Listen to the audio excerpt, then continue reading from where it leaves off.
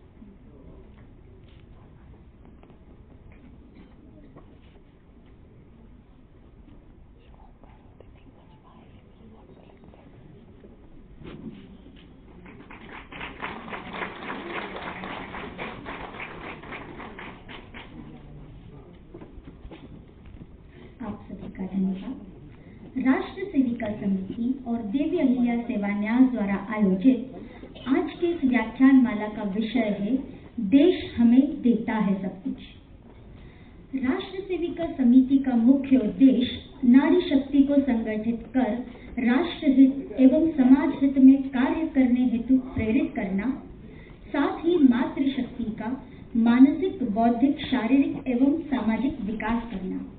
साथ ही कार्यक्रम के सहभागी देवी अहिल्या सेवा न्यास प्रातः स्मरणीय लोकमाता अहिल्याबाई के नाम से विख्यात हैं। स्थापित देवी अहिल्या सेवा न्यास में समाज सेवा, समाज जागरण एवं समाज उत्थान हेतु कटिबद्ध है। इनके द्वारा संस्कार केंद्रों, स्वास्थ्य केंद्रों, आत्मरक्षा केंद्रों व व्यक्तित्व विकास शिविरों का आयोजन किया जाता है। स्वच्छ व आत्मनिर्भर भारत बनाने में देवी अहिल्या सेवा न्यास सदैव अग्रसर है। अब हम सभी मंचासीन अतिथि के परिचय एवं स्वागत की ओर बढ़ते हैं।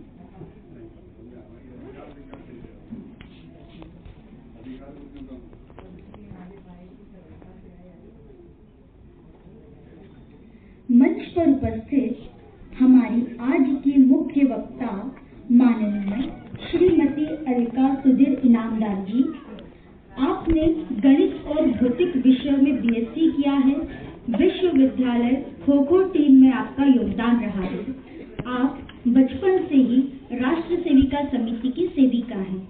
आपने समिति में मुख्य शिक्षिका, विभाग कार्यवाहिका, प्रांत शारीरिक शिक्षण प्रमुख, अखिल भारतीय शारीरिक शिक्षण प्रमुख आदि दायित्वों का सफलतापूर्वक निर्वहन किया है और वर्तमान में अखिल भारतीय सहकार्यवाहिका के दायित्व का निर्वहन कर रही हैं। विश्व के अनेक देशों में जो हिंदू संगठन कार्य कर रहे हैं, उनकी महिला कार्यकर्ताओं के बीच वर्तमान में आप मार्गदर्शिका की भूमिका निभा रही है। इस कार्य हेतु आपने संयुक्त राज्य America, Canada, Trinidad, Guyana, UK, Australia, New Zealand, Kenya, Singapore आदि देशों की यात्राएं की है। 2007 में डलास में आयोजित शांति के लिए अंतर्राष्ट्रीय महिला सम्मेलन में हिंदू प्रतिनिधि के रूप में सम्मिलित होकर आपने स्वास्थ्य पर आयोजित कार्यशाला में भाग लिया और स्वास्थ्य के लिए भारतीय चिंतन इस विषय पर प्रकाश डाला। वहां के लोगों द्वारा योग और प्राणायाम को काफी सराहा गया। आपने मेरे धर्म में शांति की अवधारणा विषय पर सम्मेलन में भाग लिया और शांति की अवधारणा पर पेपर प्रस्तुत किया, जहां शांति पाठ को सभी के द्वारा सराहा गया। आपको 2018 में शिकागो में विवेकानंद जी के प्रसिद्ध भाषण के 150 वर्ष पूर्ण होने के उपलक्ष्य में शिकागो विश्व हिंदू सम्मेलन में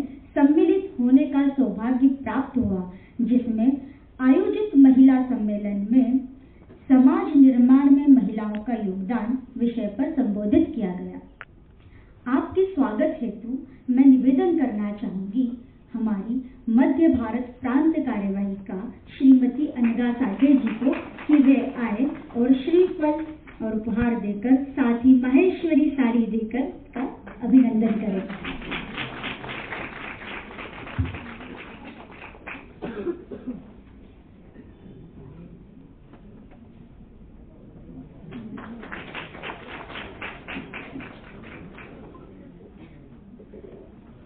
धन्यवाद ताई जी।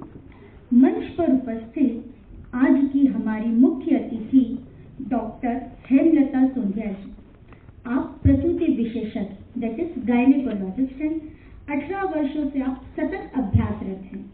अभी तक आपने उच्च जोखिम गर्भावस्था that is high risk pregnancy, बांझपन उपचार, इनफर्टिलिटी ट्रीटमेंट, लेप्रोस्कोपिक सर्जरी और सौंदर्य शास्त्र स्त्री रोग विज्ञान दैट इज एस्थेटिक गायनेकोलॉजी में काम किया है।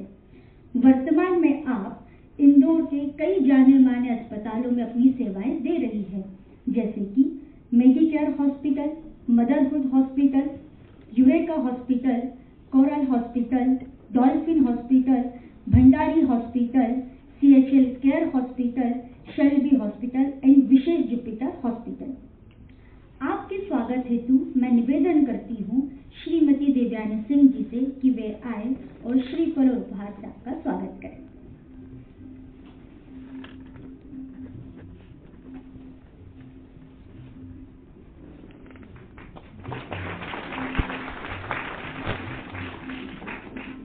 धन्यवाद दीदी।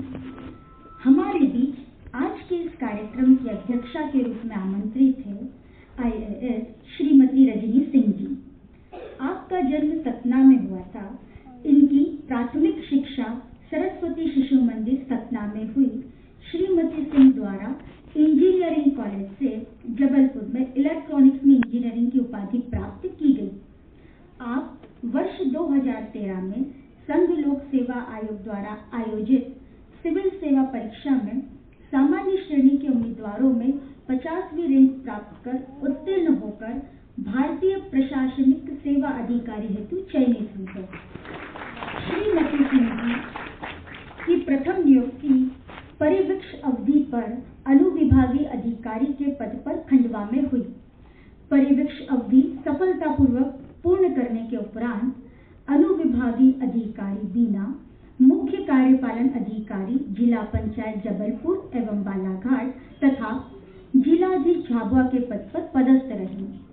इसके पश्चात वर्ष 2023 में इन्हें अपर आयुक्त एवं वाणिज्य कर के पद पर पदस्थ किया गया।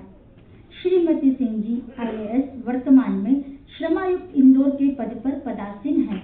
साथ ही मध्य प्रदेश पश्चिम क्षेत्र विद्युत वितरण कंपनी लिमिटेड इंदौर के प्रबंध निदेशक का भी अतिरिक्त भार आपको सौंपा गया है। आपके स्वागत हेतु मैं निवेदन करती हूँ आयोजन समिति से सोनाली नरगुंदे जी को कि वे आए और श्रीफल उपहार के साथ आपका स्वागत करें।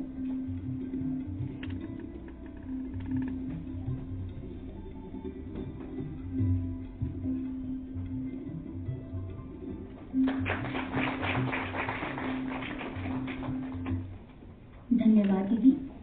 साथ ही मंच पर उपस्थित हैं सुश्री भारती कुशवाहा दीदी। आप राष्ट्र सेविका समिति मध्य भारत प्रांत सह कार्यवाहिका है। साथ ही देवी अहिल्या सेवा न्यास की अध्यक्षा है। हम सभी आपका स्वागत करते हैं। कार्यक्रम को आगे बढ़ाते हुए आज के विषय की प्रस्तावना एवं स्वागत भाषण हेतु मैं आमंत्रित करना चाहूंगी मध्य भारत प्रांत सह संपर्क प्रमुख श्रीमती रेणुका पिंगले जी।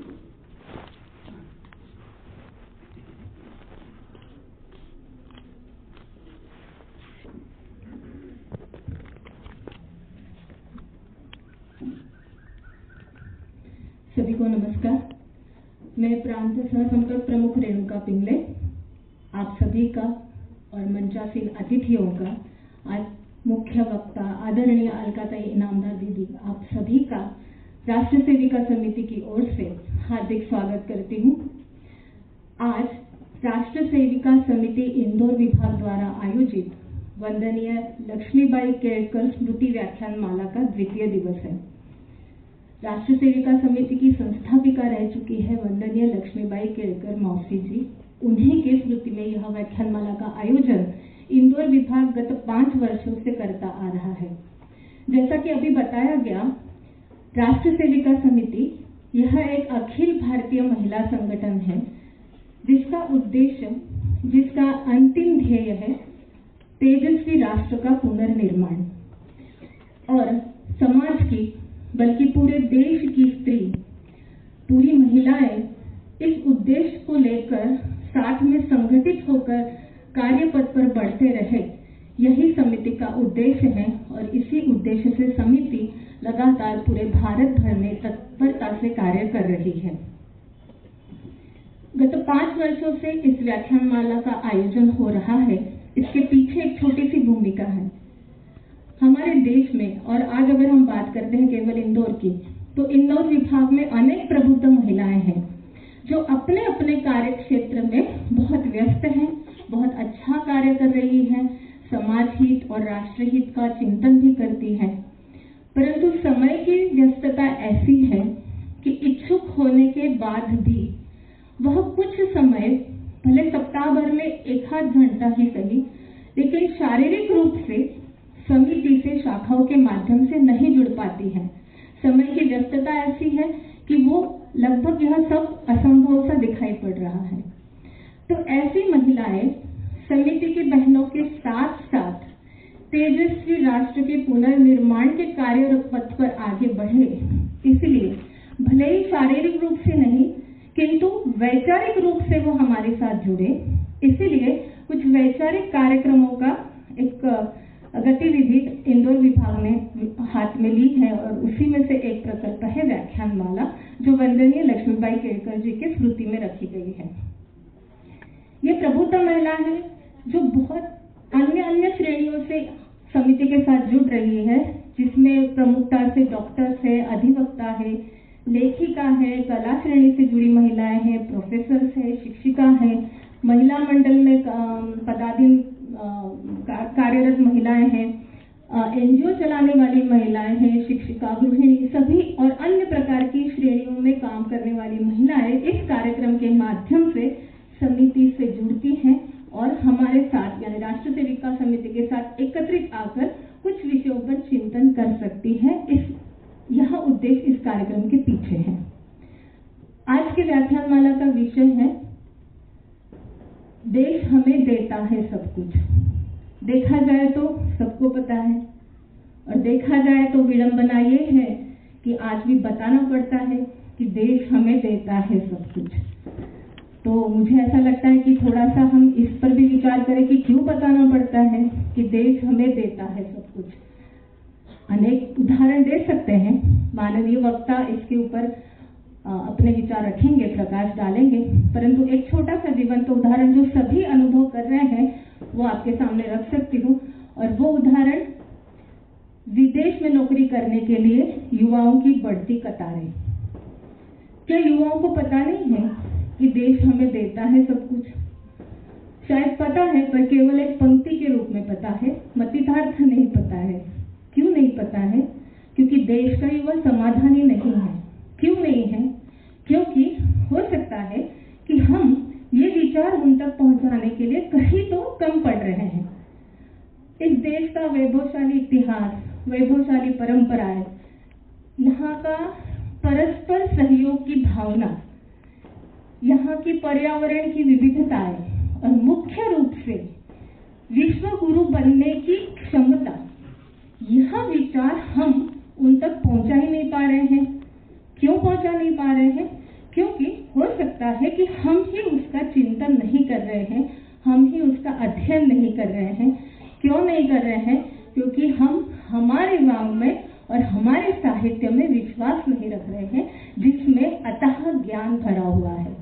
और शायद इसीलिए आज ऐसा लग रहा है कि ये विषय फिर से समाज के बीच में रखना है और हमारी प्रबुद्ध महिलाएं इस विषय को माननीय अलकाताई के माध्यम से सुनेंगी और नई ऊर्जा के साथ राष्ट्र सेविका समिति इंदौर विभाग यह विश्वास करता है कि आप सभी प्रबुद्ध नागरिकगण जहां भी आप जिस भी कार्य क्षेत्र में आप कार्यरत हैं, आपके साथ जो अन्य व्यक्ति, अन्य नागरिकगण आपके साथ कार्य कर रहे हैं, उनके बीच में ये नई दिशा, ये नई ऊर्जा आप उनके बीच में डालेंगे, ऐसा राष्ट्रीय सेविका समिति इंदौर विभाग विश्वास व्यक्त करता है। जय हिंद, जय भारत। धन्यवाद।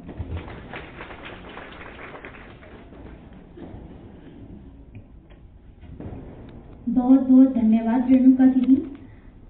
अब मैं एकल गीत हेतु आमंत्रित करने जा रही हूँ तान्या पहाड़े जी को।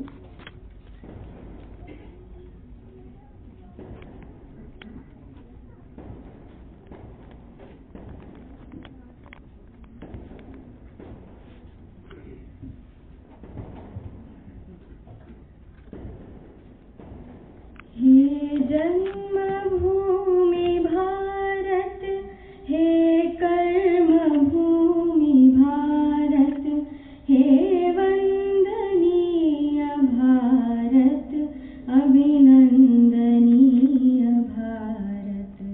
जीवन सुमन चढ़ाकर आराधना करेंगे तेरी जन्म जन्म भर हम अर्चना करेंगे, हम वंदना करेंगे। महिमा महान तू है, गौरव निधान तू है, तू प्राण है हमारी जननी समान तू है। तेरे लिए जिए हैं, तेरे लिए मरेंगे, तेरी जन्म जन्म भर हम अर्चना करेंगे, हम वंदना करेंगे। जिसका मुकुट हिमालय जग जगमगा रहा है, सागर जिसे रतन की अंजुलि चढ़ा रहा है।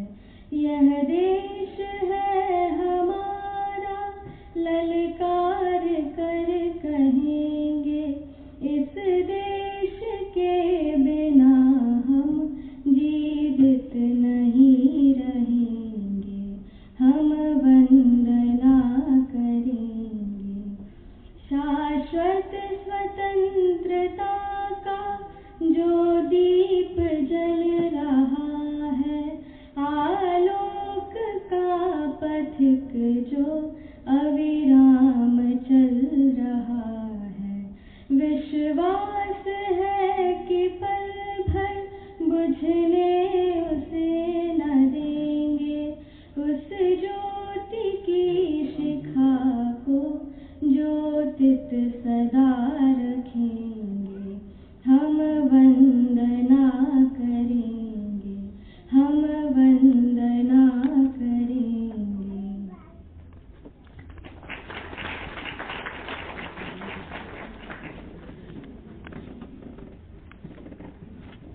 बहुत सुंदर प्रस्तुति तान्या जी। भोर उठे नैनों को खोला, भोर उठे नैनों को खोला, सूरज की लाली माँ जो गिरी।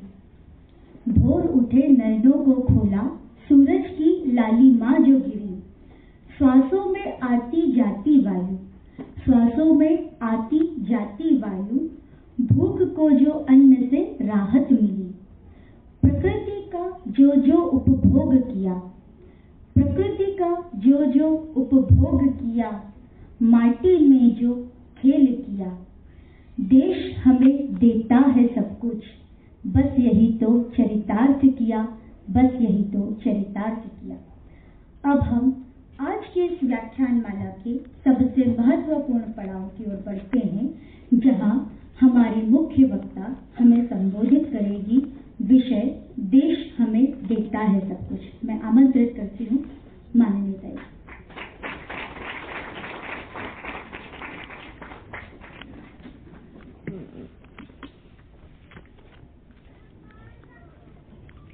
वंदनीय लक्ष्मीबाई केळकर स्मृति व्याख्यानमाला के द्वितीय दिन हम सब एकत्रित हुए हैं।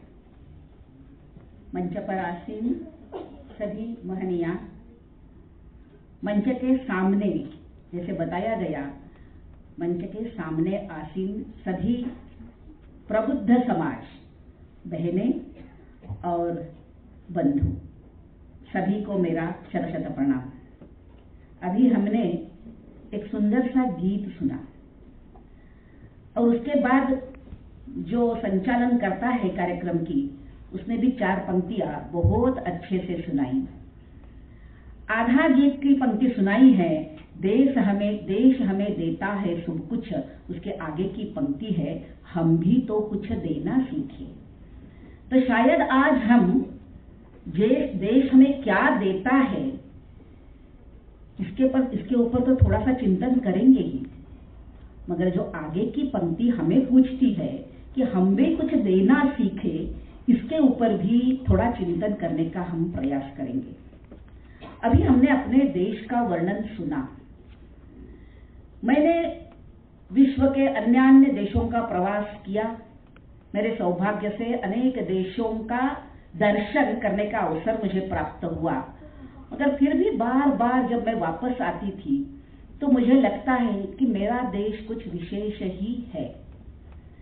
यूएस में जाएंगे तो बड़े बड़े स्काईक्रैपर्स दिखते हैं, सिंगापुर में भी वैसे ही दिखते हैं, दोनों में क्या अंतर है, कुछ फर्क नहीं पड़ सकता। विदेश में भी एक स्थान से दूसरे स्थान पर चले जाते हैं, कोई अलग सा कुछ भाव दिखाई नहीं देता।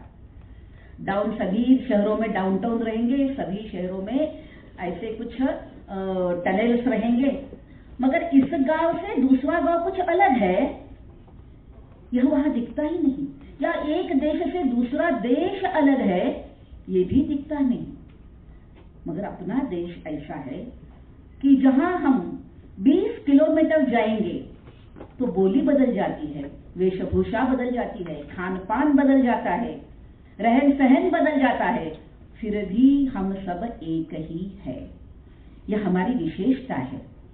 शायद इसीलिए हो सकता है, एक बार एक तपस्वी तपश्चर्या के लिए बैठा था और उसकी घोर तपस्या से भगवान प्रसन्न होकर उनके सामने खड़े हो गए। उन्होंने पूछा कि हे तपश्चर्या करने वाले ऋषि, तपस्वी, आपको क्या चाहिए? क्या आपको स्वर्ग का सुख चाहिए? क्या आपको ज्ञान चाहिए? या आपको प्रभुत्व चाहिए, यानी आपको राजा बनना है? ये तपश्चर्या किस लिए है? तो कवि ने बहुत सुंदर, उस मुनि ने बहुत सुंदर काव्य रूप में उत्तर दिया है, न मे वांछास्ति यशस्वी, मुझे जीवन में कोई यश की आशा नहीं है, इच्छा नहीं है। न मे वांछास्ति यशस्वी, विद्वत्वे न च वा सुखे, मुझे विद्वत्ता भी नहीं चाहिए, कोई सुख भी मुझे नहीं चाहिए। प्रभुत्वे नैव वा स्वर्गे, सामान्यतः ऋषियों की तपश्चर्या इसलिए होती है, ऐसा हम पुराणों के कहानियों में पढ़ते हैं कि उनको इंद्रपद चाहिए होता है। इंद्रपद के लिए तपश्चर्या होना आरंभ होता है, फिर इंद्र उनको तपश्चर्या भंग करने के लिए कुछ प्रयास करते हैं। ऐसी कहानियां हमने सुनी है। मगर ये व्यक्ति कह रहा है कि मुझे प्रभुत्वे नैव वा स्वर्गे, मुझे स्वर्ग में प्रभुत्व भी नहीं चाहिए। तो चाहिए तो क्या चाहिए? शायद भगवान को लगता है कि हर एक हिंदू की जो एक इच्छा होती है, या सच कहना है तो हर एक व्यक्ति की जो इच्छा होती है कि इस जन्म मृत्यु के चक्र से मुक्ति मुझे मिल जाए, शायद यह मुक्ति आपको चाहिए क्या? तो कवि बोलता है, मोक्ष अत्यानंददायी के, जो अत्यानंद देने वाला मोक्ष है वो भी मुझे नहीं चाहिए। फिर भगवान पूछता है, आपको चाहिए तो क्या चाहिए? तो मुनि पता है, परंच भारते जन्म, मुझे भारत में जन्म चाहिए।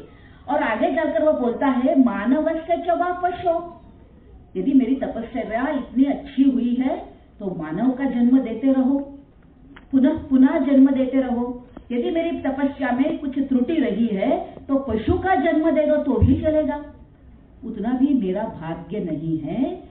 तो विहंगस्य च वा जंतो, कोई एक विहंग बना दो, पक्षी बना दो, एक जंतु बना दो, परंतु मुझे भारत में जन्म दे दो। इतना भी नहीं है मेरा पुण्य, वृक्ष पाषाणयोरपि, मुझे एक वृक्ष बनकर या एक पाषाण बनकर भी इसी देश में जन्म चाहिए, इसी भारत में जन्म चाहिए। यही मेरी इच्छा है। हे भगवान, मेरी इतनी इच्छा आप संपन्न कर दो कि पुनः पुनः इसी देश में मुझे जन्म मिले।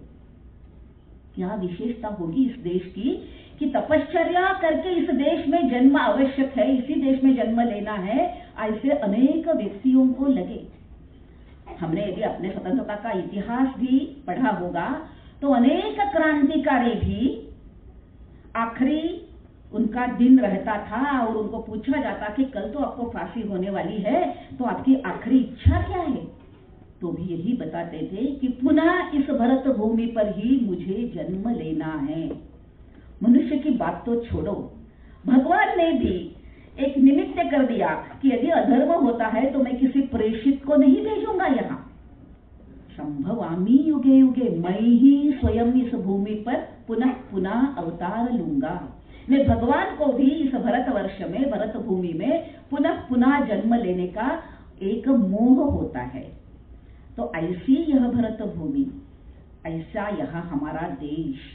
तो जैसे अभी गीत में वर्णन किया, तो भौगोलिक संपत्ति से परिपूर्ण, वैविध्यता से परिपूर्ण ऐसा हमारा देश है। कभी कश्मीर में हम जाएंगे तो बर्फाच्छादित हिमशिखर हम देखते हैं, तो दक्षिण में सागर अपने भारत माँ के पदकमलों की अर्चना करता है। पश्चिम में जाएंगे तो रणभूमि है, तो पूर्व में वनांचल है। क्या नहीं है इस देश में?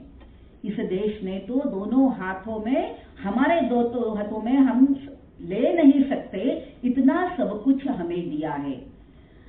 शायद इसीलिए अनेक कवियों ने हमारे देश का बहुत सुंदर वर्णन किया हुआ है। मैं उसमें नहीं जाऊंगी, मगर फिर भी मुझे ऐसा लगता है कि इस वर्ष जिस गीत की सार्धशती हम कर रहे हैं, उस वंदे मातरम में कवि बंकिम चंद्र ने भी इस देश का वर्णन करते करते इस देश को देवी के रूप में देखा है। केवल एक भौतिक रूप में नहीं, तो एक आध्यात्मिक रूप में, एक देवी के रूप में उसके तरफ वो देखते हैं और वो बोलते हैं, तुम ही लक्ष्मी हो, तुम ही सरस्वती हो, तुम ही दुर्गा हो, मेरे लिए अन्य कोई देवता नहीं है। हर हृदय में उसी मातृभूमि का मंदिर बने, ऐसी एक इच्छा वो प्रकट करते हैं। मगर आगे की उनकी जो पंक्ति है, उस पंक्ति के ऊपर मेरा ध्यान गया। वो बोलते हैं, तुम ही हृदय, तुम ही मर्म, तुम ही जीवन का मर्म हो। तो ये जीवन का मर्म क्या है? इस भारत देश में जन्म लेने के बाद जो जीवन हम बिताते हैं, उस जीवन का मर्म क्या है? बंकिम चंद्र जैसे कवि को ऐसा क्यों लगा कि वो कहना है कि तुम्हें हृदय, तुम्हें मर्म? तो यह मर्म है अपना धर्म। जो धर्म शब्द से हम डिफाइन कर भी सकते हैं और उसकी व्याख्या इतनी बड़ी होती है कि शायद इस धर्म एक शब्द के ऊपर ही चर्चा करने के लिए ऐसे अनेक सत्र हमें करने पड़ेंगे।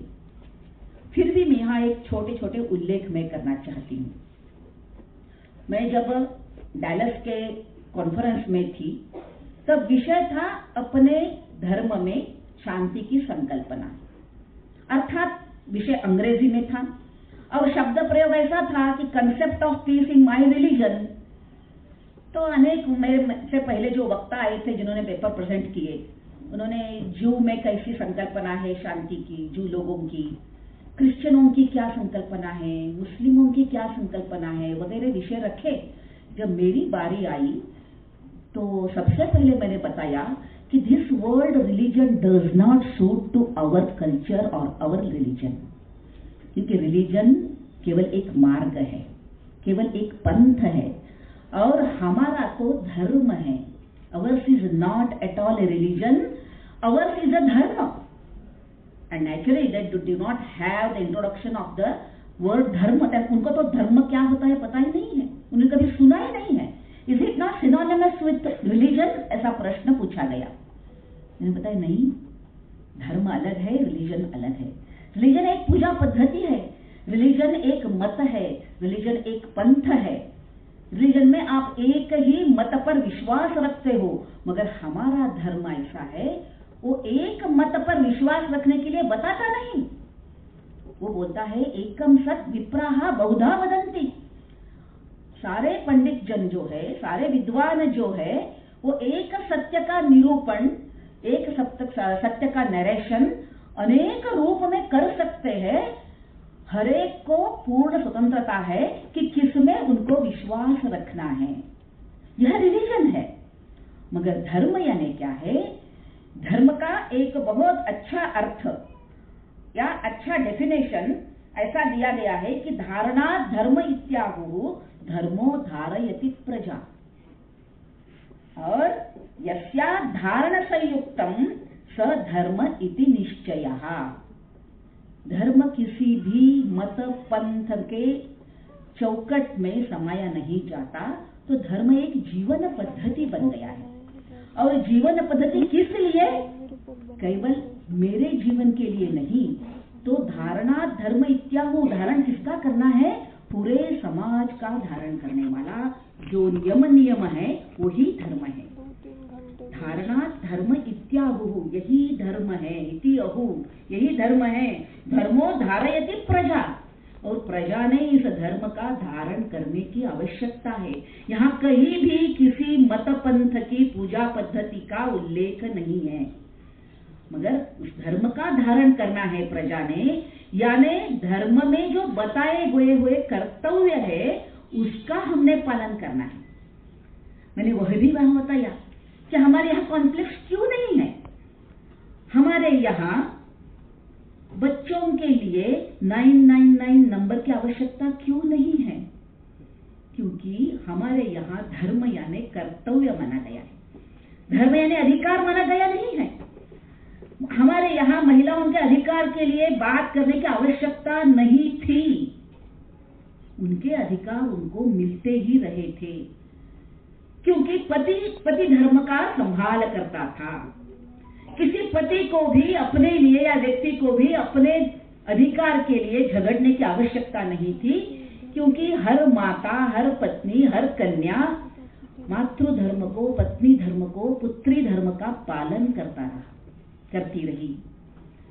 किसी भी बच्चे को अपने भविष्य के बारे में चिंतन करने की आवश्यकता नहीं थी, चिंता करने की आवश्यकता नहीं थी, क्योंकि माता पिता अपने धर्म का पालन करते थे। और इसलिए पुत्र भी व्यक्ति के उत्तरावकाश में यानी वृद्धाप्य में उनके पुत्र धर्म का पालन करते थे। इसके लिए यहाँ वृद्धाश्रम की भी आवश्यकता नहीं थी। ऐसी यह समाज रचना धर्म के आधार पर चलती थी। यहाँ कोई कायदे कानून से यह व्यवस्था चली नहीं थी। किसी कायदे के से डरकर यहाँ की समाज व्यवस्था बनी ही नहीं थी। तो हमारी समाज व्यवस्था कैसे बनी थी? न राज्यम न राजासी, कोई राजा की आवश्यकता नहीं है, न दंडम न दांडिका, कोई दंड देने वाला होने की आवश्यकता नहीं है, कोई दांडिक होने की आवश्यकता नहीं है, दंड भी नहीं चाहिए। तो फिर समाज कैसे चलेगा? समाज सुविहित रीति से चलना है, ठीक ढंग से चलना है, तो वो कैसे चलेगा? तो इसका उत्तर अगले 2 सालों में दिया है। धर्मे नहीं रक्षन्ति स्म, धर्मे नहीं प्रजा सर्वे रक्षन्ति स्म परस्परम। धर्म के आधार पर भी परस्पर की रक्षा करते हुए यदि प्रजा आगे बढ़ती है तो सभी की रक्षा होगी। सर्वे भवन्तु सुखिनः, यह सार्थक हो जाएगा। तो इस धर्म का पालन करना यह हरेक व्यक्ति का कर्तव्य बनता था। अधिकार अपने आप मिल जाते थे। इसीलिए हमारे समाज में शांति, समाधान, सुख रहता था। और हमने कभी सुखों को वस्तुओं में नहीं ढूंढा, हमने सुख को अंतर्मुख होकर ढूंढा है। हमारी सुख की कल्पना अलग है, और वह सुख पाने के लिए 4 हमें पुरुषार्थ बताए गए कि धर्म, अर्थ, काम और मोक्ष। जीवन को धर्म के आधार पर चलाना है, उपभोग लेना है, उसके लिए अर्जन करना है। अर्थ यानी केवल पैसा धन ऐसा नहीं है, अर्थ यानी अर्जन करना, पाना। तो आयु के कुछ समय तक हमें सब कुछ पाना है, ज्ञान को पाना है, धन को पाना है, सुख को पाना है, और काम यानी उस सब का उपभोग भी लेना है, मगर धर्म के आधार पर। मन में जो आया वो करने की अनुमति कहेंगे या स्वभाव कहेंगे अपने समाज को नहीं था। तो नियमों के आधार पर चलना, धर्म या नहीं नियम, तो धर्म के आधार पर अर्थ का अर्जन करेंगे, धर्म के आधार पर ही काम यानी अपनी इच्छाओं की तृप्ति करेंगे, ताकि हम अंत में मोक्ष पा सके, ऐसा अपने जीवन का लक्ष्य रहा। तो ये नियम कौन से थे? तो सारे नियमों का वर्णन हम 1 घंटे में नहीं कर सकेंगे, मगर फिर भी जो अतिशय हमें ऐसा लगता है कि ये नियम हर व्यक्ति ने आज भी उनका पालन करना चाहिए, ऐसे कुछ कर्तव्यों का मैं केवल यहाँ उल्लेख करना चाहती हूँ। हमारे धर्म ने या हमारे जीवन पद्धति ने हमें बताया है कि जब एक व्यक्ति जन्म लेता है तो वो 5 ऋणों को लेकर ही जन्म लेता है। 5 ऋण उसके सर पर जन्मतः ही आ जाते हैं। और कौन से ऋण है वो आप सब जानते ही होंगे। आप सब प्रबुद्ध है यहाँ बैठे हुए, केवल आपके मन के विचारों को ही शब्द रूप देना मेरा यहाँ का काम है। पितृ ऋण, गुरु ऋण, एक एक ऋण के बारे में चर्चा करते हुए आगे बढ़ेंगे तो अच्छा रहेगा, ऐसा मुझे लगता है। केवल 5 ऋणों का पहले मैं उल्लेख कर देती हूँ, फिर हम एक एक ऋण के बारे में फिर से हम थोड़ा सा चिंतन करेंगे। तो पितृ ऋण, गुरु ऋण, देव ऋण या ऋषि ऋण, गुरु ऋण दोनों भी शब्द प्रयोग है। देव ऋण, नृ ऋण, नृ ऋण भी शब्द प्रयोग है।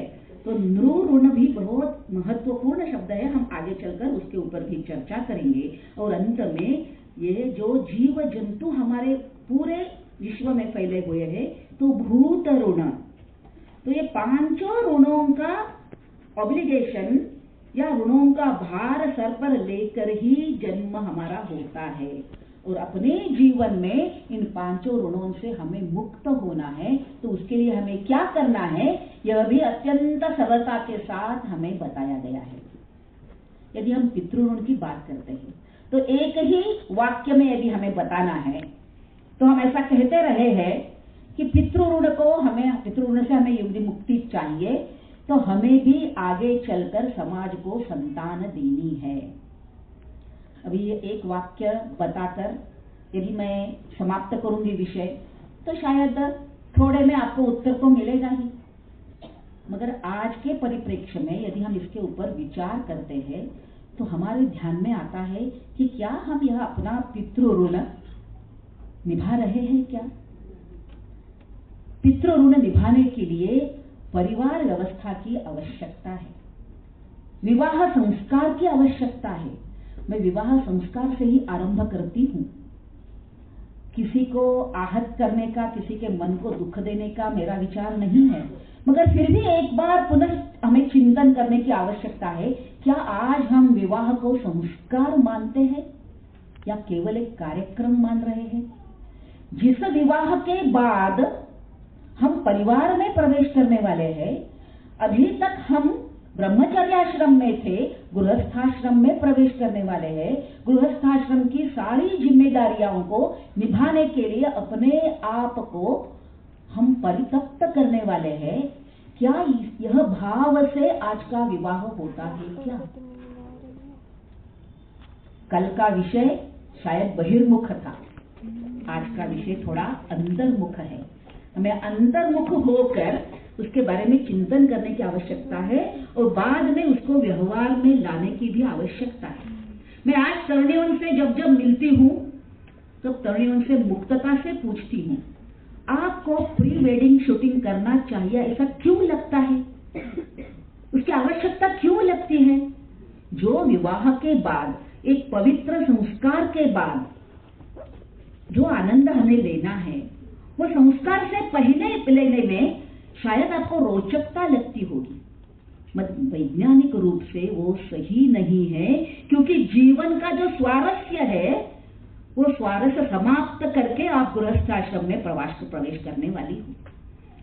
तो थोड़ा सोचो इसके बारे में यहाँ तरुणियां भी बैठी है, तो मैं उनके साथ फिर से एक बार यह एक आत्मीयता का संवाद करना चाहती हूँ।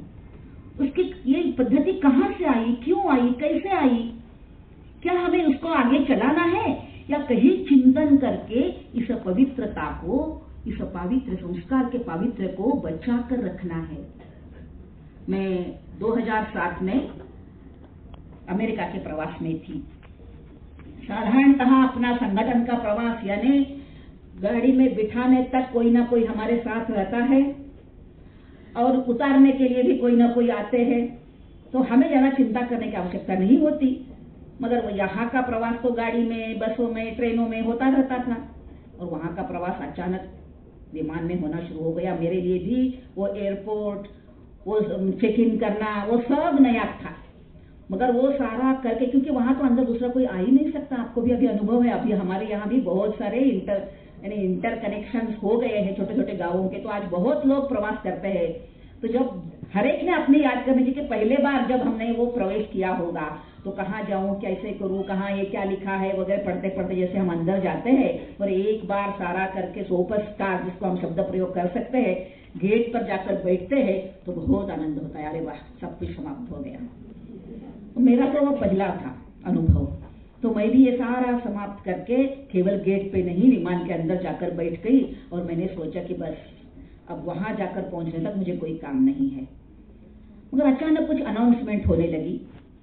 अभी मैं भी पहली बार यूएस गई थी तो मुझे एक सेंस पता नहीं थे, मेरे समझ में नहीं आ रहा था कि क्या अनाउंसमेंट हो रही है। मैंने इधर उधर देखा, सब अपना अपना सामान लेकर नीचे आ रहे थे, मैं भी अपना सामान लेकर उतर गई। फिर वहां एक गेट पर गई, मैंने पूछा कि कृपा करके मुझे लिख के दीजिए, मुझे आपका एक्सेंट समझ में नहीं आता। तो उन्होंने लिख के दिया, there some technical problem in the flight, so you have to go to another airport. अब मुझे बहुत डर लगा, दूसरे एयरपोर्ट पर जाना, कैसे जाना। मगर उन्होंने मेरा चेहरा शायद देख लिया तो उसने आगे लिखना शुरू कर दिया, don't worry we will arrange for the pickup. तो उन्होंने मुझे सहायता की, कहाँ जाकर खड़ा होना है बताया, वहां जाकर मैं बैठ गई, वहां मेरा नंबर और नाम अनाउंस हो गया तो मैं गई। एक टैक्सी ड्राइवर आया, मुझे लेकर टैक्सी से दूसरे एयरपोर्ट पर जाने लगा।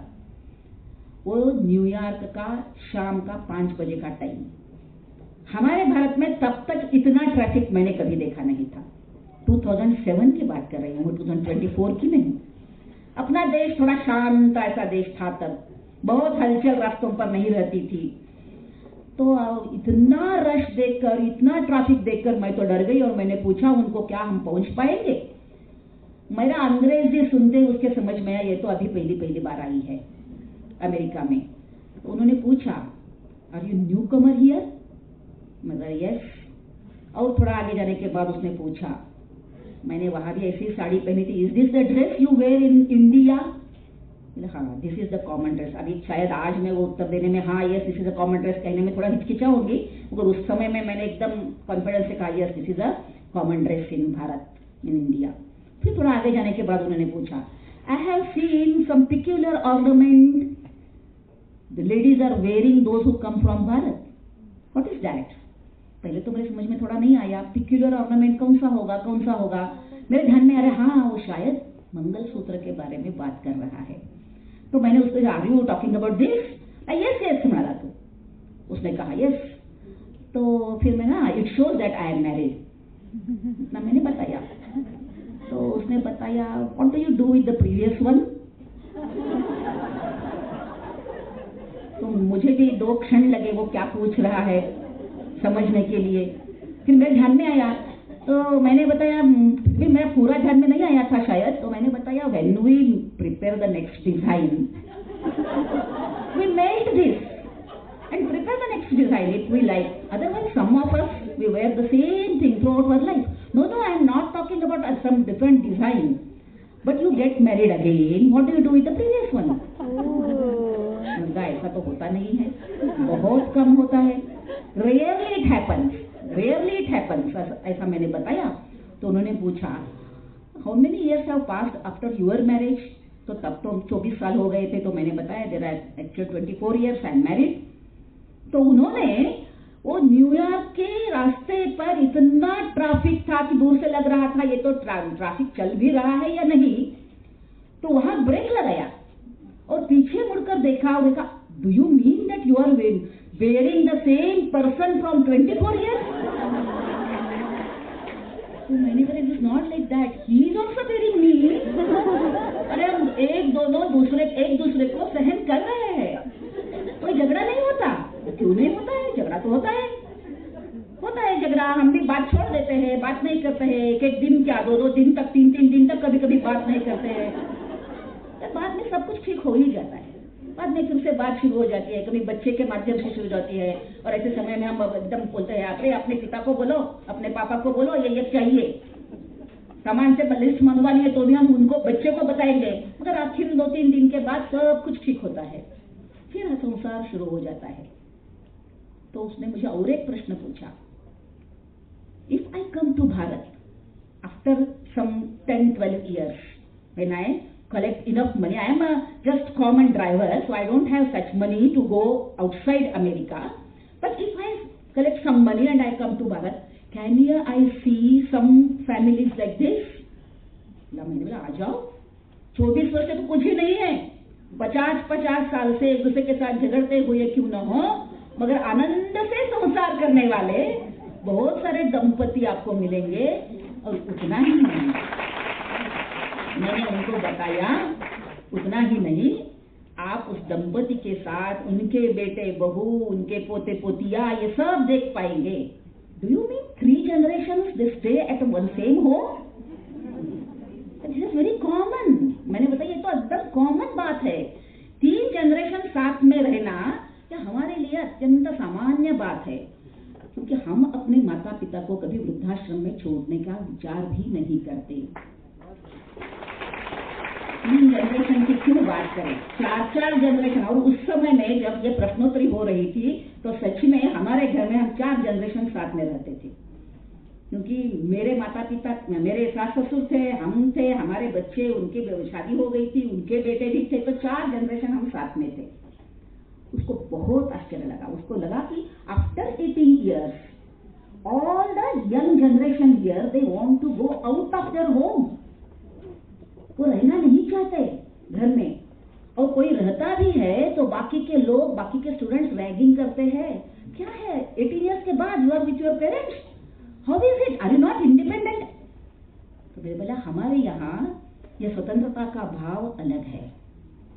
डिपेंडेंट होकर भी इंडिपेंडेंट जीवन कैसे जीना, यह हम परिवार में ही सीखते हैं, क्योंकि परिवार यह समाज की पहली इकाई है, ऐसा हम मानते हैं। और हम मानते हैं कि व्यक्ति का विकास परिवार में ही होता है। परिवार इज द फर्स्ट प्लेस कि जहां हमारा विकास शुरू होता है, और समाज का दर्शन हमें परिवार में ही होता है। ऐसा नहीं है कि परिवार यानी केवल माता पिता। तो हमारी तो संकल्पना ऐसी है कि परिवार यानी चाचा चाची, मामा मामी, दादा दादी, नाना नानी, कजिन शब्द का प्रयोग ही हमें पता नहीं था। सब भाई बहन एक साथ रहने वाले, यह हमारा परिवार है। भले ही उद्योग के लिए पिछले जनरेशन यानी हमारे जनरेशन से शायद माइग्रेशन शुरू हो गया, फिर भी कब छुट्टी आती है, कब त्योहार आते हैं, कब हम सब भाई बहन एकत्रित आकर त्योहार मनाते हैं, यह भाव बहुत हरा भरा रहता था। इस दृष्टि से भी परिवार एक रहता था। मगर आजकल यदि मुझे किसी ने यह प्रश्न पूछा तो उत्तर देने के पहले शायद मैं कुछ समय के लिए सोचने में मजबूर हो जाऊंगी, क्योंकि हमने हमारे नेक्स्ट जनरेशन को यह एडजस्टमेंट ये बात बताई ही नहीं है, सिखाई नहीं है। कल ही हम आ रहे थे, रास्ते में ऐसा ही कुछ विषय निकल कर आया, तो मैंने बताया कि आजकल की माएं, तरुण माएं, यहाँ भी होगी कोई, अपने बच्चे को पूछती है, बेटा आज टिफिन में क्या दे दूं? बच्चा बताएगा, वही बनाकर देगी। माँ बेटे को पूछेगी, हमें बाहर जाना है, बेटा कौन सा ड्रेस पहनना पसंद करोगे? बच्चा जो बताएगा वही ड्रेस उसको पहनेगा। शायद वो सीजन के लिए ठीक है, कार्यक्रम के लिए ठीक है, कोई बात नहीं, बच्चा जो बताएगा वही होगा। इतना ही नहीं, माँ को बेटी बताती है, ये नहीं अच्छी लग रही है साड़ी, आप दूसरी साड़ी पहन कर आओ, और माँ करती भी है। शायद माँ को लगता होगा कि मैं कितनी अच्छी माँ हूं, मैं अपने बेटी को इतने लाड प्यार से बड़ा कर रही हूँ, उसे स्वतंत्रता के सोचने के लिए मैं एक चांस दे रही हूँ। मगर हम ये नहीं सोचते हैं कि आगे चलकर जो हम चाहते हैं वही जीवन में होने वाला है, ऐसा नहीं होता। तो हमें जो है उसी में से मार्ग निकालना होता है, जो है उसको फेस करना होता है। जो भी परिस्थिति होगी उसमें से हम अपने आप को, जिसको हम कहते हैं तप कर बाहर निकालने का हम प्रयास करते हैं। और इसीलिए जो एक सच्चित आनंद है वो पाने की क्षमता हमारे अंदर रहती है। इस आनंद की छोटी सी बात मैं आपके सामने रखना चाहती हूँ। हम सब यहाँ ज्यादातर हमारे हम उम्र की बैठी है, इसलिए मैं आपसे यह प्रश्न पूछ सकती हूँ कि क्या आपको याद है आपने आपके घर का मिक्सर कब लिया? तो थोड़ा सा याद करके, हाँ, जब मेरा शादी होके 5 साल हुए ना तब मैंने मिक्सर लिया। आपके घर में गैस कब आया? तो भी बताएंगे कि हाँ, मेरा पहला बेटा हुआ ना तब मेरा गैस घर में आया। हर एक घर की जो चीजें है उसके पीछे कोई ना कोई स्मृति है और वो आनंद का क्षण है कि अरे हमारे घर में ये चीज आज आ गई, ये अच्छा सोफा मेरे घर में आया, ये अच्छी अलमारी मेरे घर में आई। ये जो आनंद होता है वो आज के जनरेशन के लिए हम नहीं दे रहे हैं, हम नहीं दे रहे हैं। जैसी शादी तय हो जाती है, विवाह तय हो जाता है, तो हम सब कुछ बना बनाया हुआ उनको दे रहे हैं। जीवन को कैसा फेस करे ये हम उनको बताते ही नहीं। और बाद में जब यह प्रश्न आता है तो फिर वो डिप्रेशन, लोनलीनेस, ऐसे अनेक शब्दों के साथ जीवन का आनंद आज का जनरेशन खो देता है। मैं कभी कभी पूछती हूँ ये डिप्रेशन क्यों आता है, निराशा क्यों इतनी आती है? क्योंकि हमने बहुत ही अधिक सपने देखे हैं। मराठी में शायद हर भाषा में होगा, मतलब एक ऐसी कहावत है कि अंथरुण जेवढा है तेवढेच पाय पसरावे। कन्नड़ में भी ऐसी ही कहावत है, शायद हिंदी में भी होगी। मैं हिंदी भाषी न होने के कारण शायद मुझे पता नहीं है, आप बता ही सकते हैं। यानी जितनी अपनी क्षमता है उतना ही एंजॉय करने के बारे में हमें सोचना चाहिए। और यह विचार ऐसे कहावतों में, ऐसे भाषा संवादों में लोगों में इतना दिया जाता था कि किसी एक गांव में यदि कोई एक अमीर व्यक्ति है और दूसरा गरीब व्यक्ति है तो बीच में कभी ईर्ष्या नहीं रहती थी। या वो श्रीमंत व्यक्ति के तरफ देखते हुए मुझे भी ऐसा ही बंगला चाहिए, मुझे भी ऐसी ही कार चाहिए, ऐसा इस गरीब व्यक्ति के मन में नहीं आता था। इसलिए वह सुखी था। ऐसा नहीं कि उसको मिलना नहीं चाहिए, ऐसा मैं कह रही हूं, मिलेगा। उसको भी ऐसा ही लगता था यदि मेरे भाग्य में होगा ना तो जरूर मिलेगा और प्रयास में करूंगा तो जरूर मिलेगा। मगर उसके लिए उस व्यक्ति के बारे में ईर्ष्या करना यह हमारी संस्कृति नहीं थी, यह हमारा धर्म नहीं था। क्योंकि परिवार में सिखाया जाता था, माँ अपने बच्चों को सिखाती थी कि जो बना है घर में उसी में आनंद ले लो। आनंद के साथ सब मिलकर खाएंगे कि क्या बनाया है, इससे अधिक जो हंसी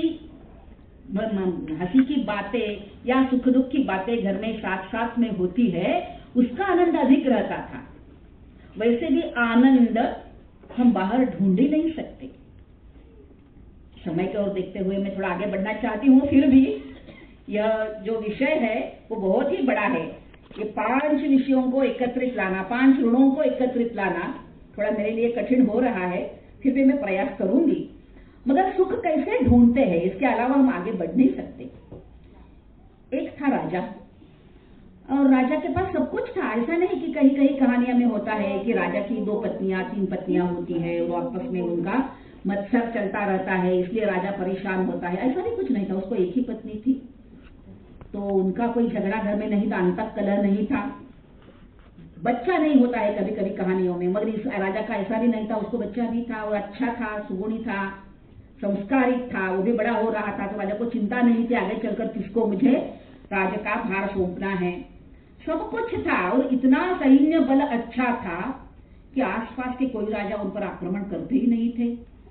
इतना ही नहीं, भगवान की कृपा से हर वर्ष फसल भी अच्छी आती थी तो प्रजाजन भी सुखी थे, यानी राजा सुखी था। मगर राजा को नींद ही नहीं आती थी और कोई चिंता है मुझे, कुछ तो चिंता है मुझे, ऐसा उसको लगता था। एक ऋषि के पास हो जाता है। साधारणतः गुरु लोग राजा के साथ रहते हैं, तो उस गुरु के पास जाकर बोलता है कि अरे आज ना मुझे सुख नहीं लग रहा है, सब कुछ है मगर मैं सुखी नहीं हूँ। तो आप सबको कहानी पता है, मैं आगे की कहानी बहुत डिटेल में नहीं बताती हूँ। तो गुरु ने बताया कि जो व्यक्ति सबसे सुखी है उसका शर्ट लाकर पहन लो, आप सुखी हो जाएंगे।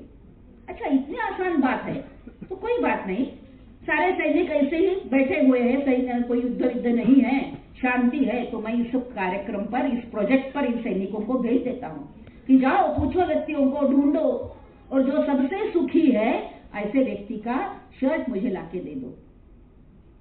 सैनिक निकले, पूरे राज्य में एक किसी को पूछते हैं तो बोलता है सब कुछ अच्छा है मगर मेरी पत्नी मुझसे बहुत झगड़ती है, मैं सुखी नहीं हूँ। कोई बोलता है कि नहीं सब कुछ है मगर मेरा बेटा है ना, मेरे साथ अच्छी तरह से बात नहीं करता, मैं सुखी नहीं हूँ।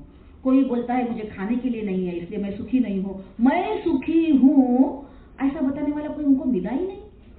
वो फिर वापिस लौटते लौटते उन्होंने एक व्यक्ति को देखा जो पेड़ के नीचे सोया था, हाथ को ऐसा लेकर सोया था, आराम से सोया था, दोपहर का समय था। उन्होंने जाकर जगाया, क्या आप सुखी हो? हाँ, मैं तो अत्यंत सुखी व्यक्ति हूँ। अच्छा, आपको कोई दुख नहीं है? नहीं, कोई दुख नहीं है, मैं खेती में काम करता हूँ, पत्नी रोटी लाती है, मैं आनंद से, हम दोनों मिलकर बातें करते करते रोटी खाते हैं, मैं यहाँ विश्राम लेता हूँ, फिर से काम करता हूँ, घर जाता हूँ, वहाँ बच्चे मेरी राह देखते हैं, हम बच्चों के साथ बहुत आनंद से बात करते करते रात का भोजन करते हैं, आनंद से चैन की नींद हम लेते हैं। अच्छा, आपको चैन की नींद आती है तो आप सुखी है, तो आप एक उपकार करो कि आपका जो शर्ट है वो हमें दे दो, क्योंकि हमारे राजा को वो चाहिए। तो उस व्यक्ति ने इधर उधर देखा, उसने बताया मैं शर्ट ही नहीं पहनता हूँ, आपको दूंगा कैसे, कहाँ से? फिर यही उत्तर लेकर सैनिक राजा के पास, फिर राजा गुरु के पास। तो गुरु ने बताया जिसके पास एक शर्ट भी नहीं है वो सुखी है, मगर जिसके पास सब कुछ है वो सुखी नहीं है। इसका अर्थ क्या है? सुख मानने में होता है। सुख कभी बाहरी चीजों पर निर्भर नहीं करता, मगर आज हम परिवारों में सुख की परिभाषा बदल रहे हैं। यदि हमारे पास छोटा टीवी है तो हमें बड़ा टीवी चाहिए, जिनके पास बड़ा है उनको होम थिएटर चाहिए, जिनके पास होम थिएटर है वो 25 लोगों का है, मुझे 50 लोगों का चाहिए। ये चाहिए समाप्त होता ही नहीं, और इसलिए सुख हमें प्राप्त होता ही नहीं। और ये सारे जो शब्द है, जो शब्द अपने, ऐसा मैं कह सकती हूँ कि आज के युग की देन है, उन शब्दों को यदि हम भूल जाएंगे तो शायद कॉम्पिटिटिव लाइफस्टाइल, इगोइस्टिक एटीट्यूड, पूरा एक तरीके का लोनलीनेस, क्योंकि मैं इतना इगोइस्टिक हो जाती हूँ कि मैं दूसरों के साथ आराम से बात नहीं कर पाती हूँ। तो इसीलिए लोनलीनेस के कारण डिप्रेशन। तो ये सारी जो आज की हमने ही तैयार की हुई ये परिभाषाएं है, ये परिभाषाओं को यदि हम बदलेंगे और परिवार में सुख को लाने का हम प्रयास करेंगे तो परिवार का प्रबोधन करने की आवश्यकता नहीं होगी, बस परिवार में आत्मीयता का एक भाव हमें जगाना पड़ेगा और कर्तव्यों के तरफ ध्यान देना पड़ेगा कि परिवार में मेरा कर्तव्य क्या है, इस परिवार व्यवस्था को आगे चलाने के लिए मुझे क्या करना है। इसके बहुत सारे अभी के संकट ही मैं कहूंगी, या अभी की आशंकाएं जो है उसका उल्लेख करना भी कठिन है, मगर फिर भी कुछ बातें तो मैं यहाँ बताना चाहूंगी। इतने इगोइस्टिक हम बन गए हैं, इतने इगोइस्टिक कि कहीं अपने जीवन साथी ने एखादा शब्द भी कह दिया तो मैं इतना हर्ट हो जाती हूँ, इतना मेरा ईगो हर्ट हो जाता है कि मैं डायरेक्टली फैमिली कोर्ट में पहुंच जाती हूँ। और इसमें माताओं का बहुत बड़ा योगदान है, मैं व्यथा के साथ ये कहती हूँ। हमने लड़कियों को बड़ा करते समय सब कुछ सिखाया, विद्या दे दी, शायद घर का कामकाज भी सिखाया होगा, मगर लड़कों को बड़ा करते हुए ऐसी पढ़ी लिखी जॉब करने वाली लड़की के साथ संसार कैसा करना, व्यवहार कैसा करना, ये सिखाया ही नहीं। और ना ही लड़की को आगे चलकर संसार करना है, यानी क्या करना है, ये बताया ही नहीं। और इसीलिए जब अचानक वो ऐसे घर में, नए घर में जाती है तो उसकी मानसिकता तैयार ही नहीं है। मुझे प्रवास में एक लड़की मिली थी, वो बता रही थी कि मैं तो 12वीं के बाद हॉस्टल में पढ़ी हूँ। मैंने परिवार में मेरी माँ परिवार को कैसे संभालती है, आने जाने अतिथियों का कैसे स्वागत करती है, घर में बड़े बुजुर्गों की कैसी सेवा करती है, छोटे बच्चों की कैसा लालन पालन करती है, मैंने देखा ही नहीं। यानी एक जनरेशन से हमने दूसरे जनरेशन को जो कुछ ट्रांसफर करना चाहिए वो हमने नहीं किया है, गलती हमारी है, त्रुटि उनकी नहीं है। और अचानक वही बता रही थी कि 12वीं के बाद पूरा जीवन मैंने हॉस्टल में बिताया। मेरा कॉट, मेरा कबर्ड, इसके अलावा मुझे कुछ पता नहीं। किसी के साथ शेयरिंग मैंने कुछ कभी किया ही नहीं, क्योंकि हाइजीन की कल्पना है। मेरे कॉट पर कोई सोया ही मुझे अच्छा ही नहीं लगता था, मैंने कभी वो शेयर नहीं किया। कभी के साथ मेरे कपड़े शेयर करना, मैंने ऐसे बातों में हमारी बात हो रही थी कि हम 4 बहनें थे, तो बड़ी बहन के कपड़े हम छोटी बहन तक चाहते थे वगैरह। ये बातें हमारे समझ के परे है। ऐसा कभी हो सकता है? बड़ी बहन के कपड़े छोटी बहन तक ऐसा हो ही नहीं सकता, ऐसा उसे लगता था। यानी हमने उसको परिवार में रहना कैसे ये सिखाया नहीं, और अकस्मात एक दिन हमको परिवार में भेज दिया बिना संस्कार। फिर से मैं उसी बिंदु पर आती हूं कि विवाह के संस्कार उसको हमने समझाए नहीं। आप कैसी दिखोगी, फोटोग्राफर क्या बताएगा, कौन सा एंगल में खड़े होना है, कौन सा स्माइल देना है, किस तरीके से स्माइल देना है, कंधे पर कैसे हाथ रखना है, यानी फोटोग्राफर के डायरेक्शन में आज विवाह होता है, ना कि गुरुजी के डायरेक्शन में। तो ये संस्कार दिए बिना हमने उसको भेजा है, वो कैसे अपना परिवार चलाएगी ये हमने कभी सोचा ही नहीं। ऊपर से हमने उसको बताया, मैंने एक ना बहुत सुंदर सा मोबाइल आपको दिया है, जब भी आपको लगता है मुझे कॉल कर देना। माताओं ने ये बंद करना चाहिए। बार बार बेटी को फोन करके कैसी हो, ठीक हो ना, कोई तकलीफ तो नहीं होना, पूछने की आवश्यकता नहीं है। वो ठीक रहेगी इस विश्वास के साथ उसे भेजना है, और कैसे ठीक रहना ये बताकर भेजना है। मैं बार बार एक उदाहरण देती हूँ क्योंकि हमें वो ज्यादा जल्दी समझ में आता है। दूध को हम दही बनने के लिए जमाते हैं, रात में जमाते हैं, उसमें थोड़ा सा दही डालते हैं, ढक्कन बंद करके रख देते हैं, सुबह तक देखते नहीं। यदि हमने सोचा दही बना है कि नहीं, अच्छा दही बना है कि नहीं, हम देखते रहेंगे। 15-15 मिनट में, 20 मिनट में, 1 घंटे में हम उसको चम्मच डालकर घुमाते रहेंगे, दही बना कि नहीं बना, दही बना कि नहीं बना, दही बनेगा क्या? बताइए, आप माताएं हैं, दही बनेगा क्या? नहीं बनेगा, वो तो दूध फट जाएगा, दही नहीं जमेगा।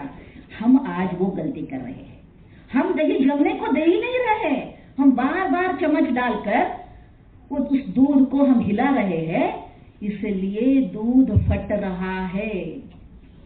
संसार का जो दूध है वो फटने की संख्या आज इतनी ज्यादा इसी कारण है कि हमने एडजस्टमेंट क्या होती है, सबको संभाल कर आगे चलना क्या होता है, ये हम संस्कार हमने दिए ही नहीं है।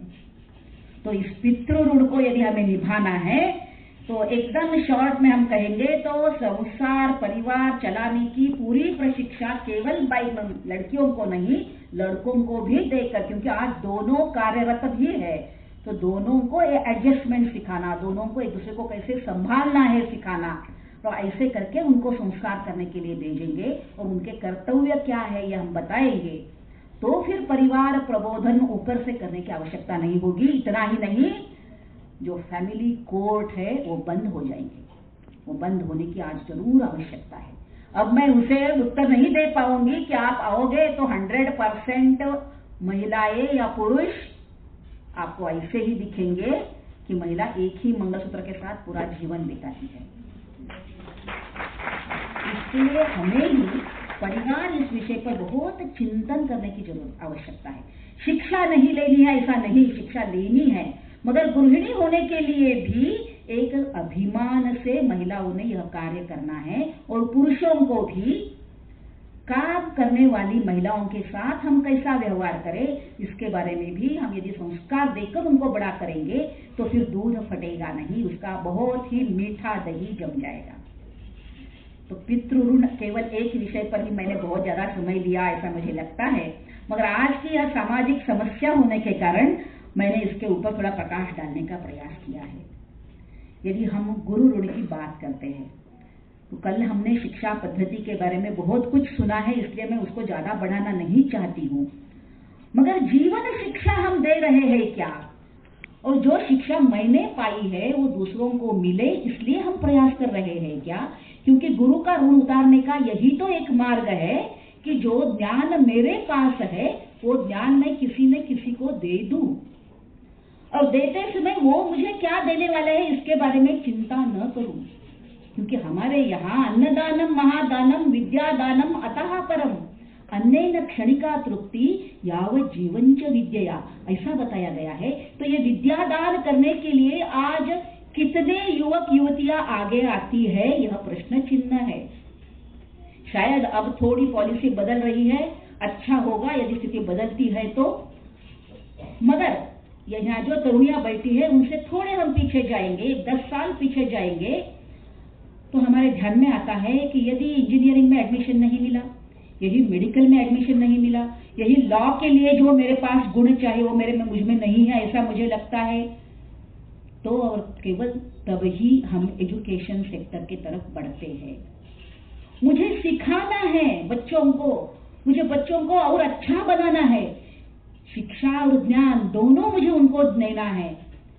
इस विचार से विद्या क्षेत्र की ओर अपना करियर बनाने के लिए कितने तरुण आगे आते हैं।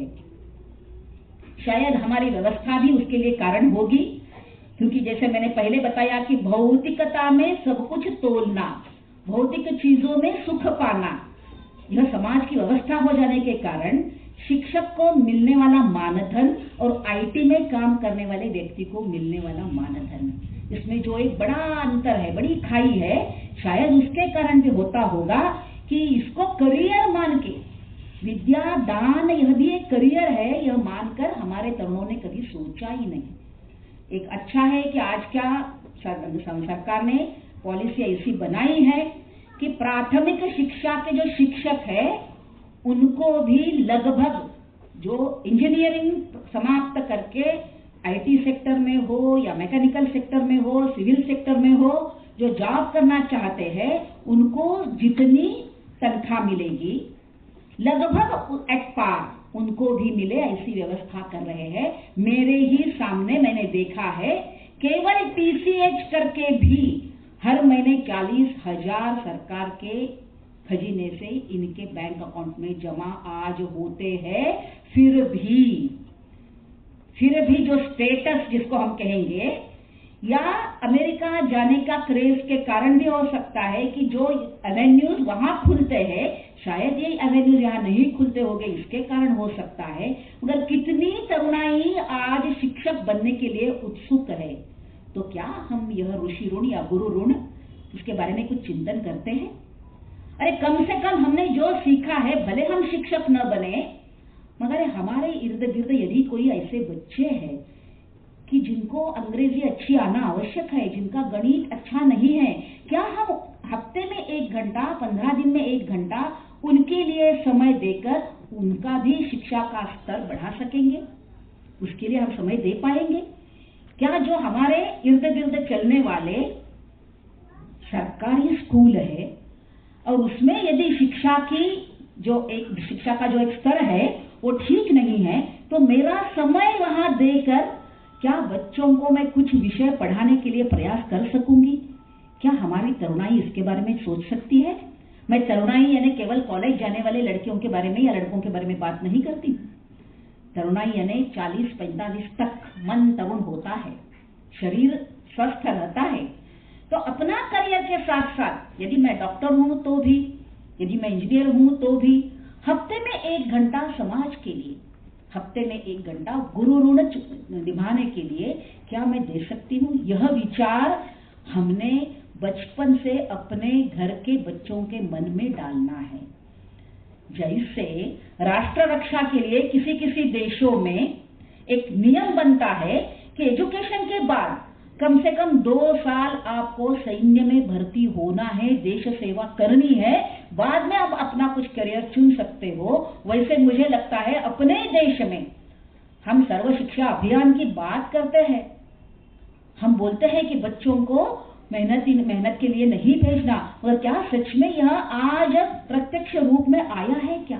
क्या चाइल्ड लेबर आज बिल्कुल नहीं है क्या? उसका कारण कौन है? उसके लिए हमें क्या करना है? तो यह एक विचार कि मैं जो भी ज्ञान मेरे पास है वह ज्ञान किसी ना किसी को जिसको आवश्यक है उसको देने के लिए मेरे जीवन में अपनी स्वयं की योजना बनाऊं। यह एक समाज का सेवा कार्य मैं करूं, क्योंकि समाज के बिना हमारा अस्तित्व नहीं है और यही नृऋण आता है। नृऋण यानी नर नारियों का हमारे ऊपर रहने वाला ऋण, अर्थात समाज का ऋण। समाज के अस्तित्व के बिना मेरे वैयक्तिक अस्तित्व को कोई अर्थ ही नहीं है। मैं केन्या गई थी। केन्या में मुझे एक शब्द मिला, सुनने को मिला, बहुत अच्छा लगा। एक ही शब्द है, उबुंटू। शायद किसी को स्वाहिली भाषा का कुछ परिचय है तो उनके ध्यान में आ जाएगा, या कहीं गूगल पर आपने सर्च किया तो भी आपको पता चलेगा। एक ही शब्द उबुंटू, मगर उसका अर्थ क्या है?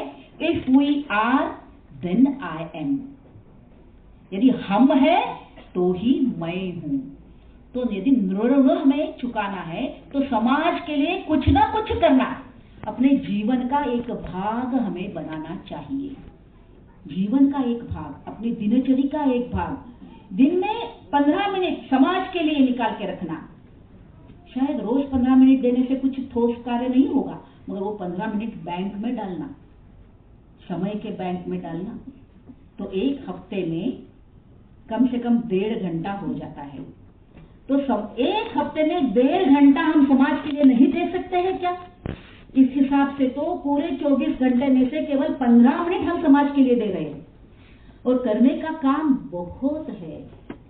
इस नृऋण को निभाते निभाते ही हम देव ऋण निभा सकते हैं, क्योंकि जो सृष्टि है जो भगवान ने बनाई है, उस सृष्टि का रक्षण करने के लिए आज समय देने की आवश्यकता आ गई है। हम पर्यावरण की बात तो करते हैं, मगर पर्यावरण के लिए काम किए बिना आज पर्यावरण सुरक्षित नहीं रहेगा।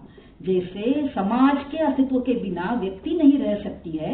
अरे व्यक्ति को जीने के लिए कपड़े चाहिए, अन्न चाहिए, विद्या चाहिए, कहां से आता है ये सब? कपड़े कहां से आएंगे?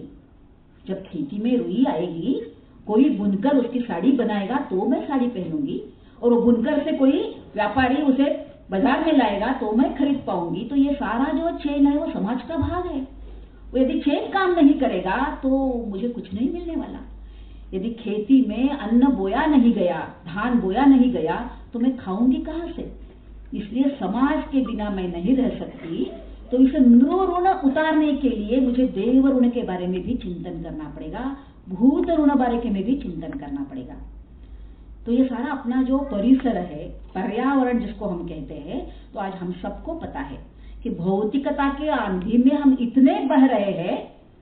कल से मैं भी देख रही हूँ, मुझे लगा था कि इंदौर शहर बहुत शांत शहर है, स्वच्छ है, ये तो पता ही था, मगर शांत है ऐसा भी मुझे लग रहा था। शायद मैं 10 साल पहले आई थी इसलिए होगा, मगर ये एक इंदौर की बात नहीं है। सारे जो बड़े शहर है उनमें हम देखते हैं कि रास्ते पर कितनी गाड़ियां चलती है, उसमें से सीएनजी वाली कितनी है, उसमें से इलेक्ट्रिक व्हीकल्स कितनी है, उसमें से पेट्रोल डीजल की कितनी है। रेशो हम देखेंगे तो पेट्रोल डीजल की जो व्हीकल्स है वो लगभग 90% से अधिक है।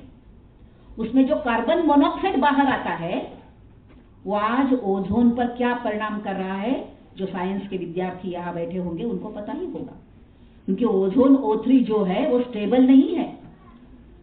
जैसे ही कार्बन मोनोऑक्साइड के संपर्क में वो आ जाता है तो अपना एक O वो दे देता है और कार्बन मोनोऑक्साइड कार्बन डाइऑक्साइड बन जाता है। ये कार्बन मोनोऑक्साइड कार्बन डाइऑक्साइड से भी ज्यादा खतरनाक है, क्योंकि यह देव ऋण हमारे ऊपर जो देने वाले जो वृक्ष राशि है, इन वृक्ष राशियों के लिए कार्बन मोनोऑक्साइड बहुत ही खतरनाक चीज है। कार्बन डाइऑक्साइड तो वो ले सकते हैं और हमें बाद में वो ऑक्सीजन देते हैं, मगर कार्बन मोनोऑक्साइड से ये काम नहीं होगा, और व्हीकल से कार्बन मोनोऑक्साइड ही ज्यादातर बाहर आता है।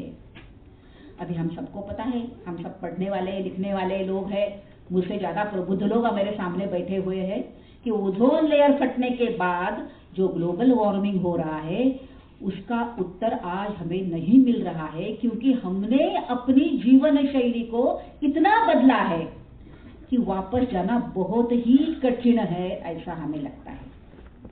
मैंने जैसे बताया कि चाहिए, ये चाहिए शब्द आज का हमारा अत्यंत सामान्य शब्द हो गया। कम्युनिज्म इसी से ही उत्पन्न हुआ है। जिनके पास है और जिनके पास नहीं है, जिनके पास नहीं है उनको लगता है मुझे ये चाहिए। कैसे लेना है? छीन कर ले लो। कम्युनिज्म बताया है छीन कर ले लो। मगर हमारा धर्म, हमारी संस्कृति बताती है कि चाहिए को ही कम करो, मनोनिग्रह करो। कि चाहिए को हम कम करेंगे तो अपने आप जीवन के अनेक समस्याओं का हल हमें मिल जाएगा। मैं मजाक में एक प्रश्न आपको पूछ रही हूं, अन्यथा मत लेना। मगर आज यदि हम घर जाकर अलमारी के सामने खड़े हो जाएंगे और अलमारी खोलेंगे तो हमें कम से कम एक साड़ी तो ऐसी दिखेगी जिसको हमने पूरे वर्ष में पहना ही नहीं है। दिखेगी ना? सामान्यतः ऐसी साड़ी एक आधी तो दिखती ही है। अरे इतने साल, एक साल हो गया, लगभग 9 महीने हो गए लगभग, इस साड़ी को मैंने पहना ही नहीं है। यानी कि उसकी आवश्यकता हमें नहीं है, इसलिए वो नहीं पहनी गई। मगर यदि किसी को इसकी ज्यादा आवश्यकता है तो क्यों ना मैं इस साड़ी को उसे दे दूं। और हमारा धर्म इसकी व्यवस्था बनाता है। अभी हमने संक्रांत का त्योहार किया। मुझे पता है पूरे भारतवर्ष में इस संक्रांति के पर्व पर दान करने का महत्व बहुत ज्यादा है। जिनके पास नहीं है उनको जो चाहिए लगता है, वो किसी के छीन कर लेने की आवश्यकता अपने समाज में नहीं थी। तो अपने धर्म ने बताया था कि जिनके पास है वो आनंद से दे दो, देने का आनंद भी आपको मिलेगा, और जिनके पास नहीं है उनको वो पाने का आनंद भी मिलेगा।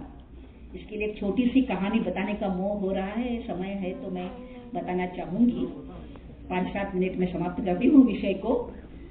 एक छोटा बच्चा था छोटे गांव में, और शायद आप सभी ने देखा होगा कि गांव में छोटे बच्चे क्रिकेट वगैरह आजकल खेलने लगे हैं, मगर पहले तो साइकिल की पुरानी रिंग लेकर उसको लकड़ी से चलाते चलाते ऐसे घूमते थे, बड़ा मजा लेते थे। उसका कंपटीशन आए एक दूसरे के स्पर्धा के लिए नहीं, कोई इसके लिए नहीं, कोई इनाम देने वाला है ऐसे नहीं, बस एक आनंद के लिए। अरे मैं सबसे पहले पहुंचा, इस आनंद के लिए 4-5 बच्चे एक साथ भी ऐसा करते थे। तो ऐसा एक छोटा सा बच्चा शायद 10-12 साल का होगा, एक छोटे से गांव में वो साइकिल का रिंग से खेल रहा था। खेलते खेलते वो रुक गया, क्योंकि उसकी नजर सामने गिरे हुए 10 रुपए के नोट पर गिरी। अब उसके लिए 10 रुपया बहुत इंपॉर्टेंट था। उसका उतना यानी ये नहीं था कि वो 10 रुपया देखकर आगे चले। तो उसे लगा कि 10 रुपया किसका है, मैं देख लूं। तो उन्होंने इधर देखा उधर देखा, कोई व्यक्ति नहीं दिख रहा है, ना कोई ढूंढ रहा था। उसे लगा ठीक है भगवान ने दिया होगा, सोच गया इसी है कि भगवान ने दिया होगा। उसने वो उठाया। अब इसका मैं क्या करूं? एक बार लगा कि माँ को देकर आऊं, तो लगा नहीं अभी मुझे मिला है ना, मुझे इससे कुछ लेना है, मैं क्या ले लूं। तो इन्हें उधर उधर देखा तो सामने एक आइसक्रीम की दुकान देखी। अरे मैंने तो आइसक्रीम कभी खाई ही नहीं है, चलो आइसक्रीम लेते हैं। वो दुकान में गया और दुकानदार को ने 10 रुपए की नोट दी और बताया मुझे आइसक्रीम दे दो। दुकानदार ने एक बार उसके तरफ देखा और लगा कि 10 रुपए में आइसक्रीम नहीं आती है, फिर भी क्या बात है, छोटा बच्चा है और एक 10 रुपए की पुरानी ऐसी गिरी हुई नोट लेकर आया है, दे ही देता हूं। तो उसने एक आइसक्रीम कैंडी उसको दे दी। वो खाते खाते उसका आते ही हाथ में उसने पहले उसे खोला, खाने का शुरुआत की, और खाते खाते वो पीछे मुड़ा। उसने देखा दूसरा एक छोटा बच्चा लगभग उसी उम्र का होगा या थोड़ा छोटा होगा, बहुत ही आशा भाव से इसके आइसक्रीम के तरफ देख रहा था। उसके मन को लगा कि क्या मैं ये आइसक्रीम अकेला खा सकता हूँ। उसने जल्दी जल्दी में 2-3 बार आइसक्रीम को खाया और थोड़ा बचा हुआ आइसक्रीम उसको दे ही दिया। चलो तुम भी मजा ले लो, तुम भी क्या याद करोगे। वो दुकानदार सब देख रहा था। तो बताया आपने तो थोड़ा सा आइसक्रीम खाया, बाकी सब तो आपने उस भाई को दे दिया। मुझे भाई नहीं है वो तो कौन है, मैं नहीं जानता कौन है, तो फिर क्यों दिया। अरे उसको भी चाहिए, उसके आंखों से पता चल रहा था, मैंने तो आधा खाया था ना, तो वो भी खाने दो। और पता है वो बताता है, दुकानदार को बताता है, मुझे आइसक्रीम खाने से में जितना आनंद आया था ना, उससे अधिक आनंद उसे मैंने जब दिया, उसके आंखों में मैंने जो एक आनंद देखा उससे मुझे अधिक आनंद मिला।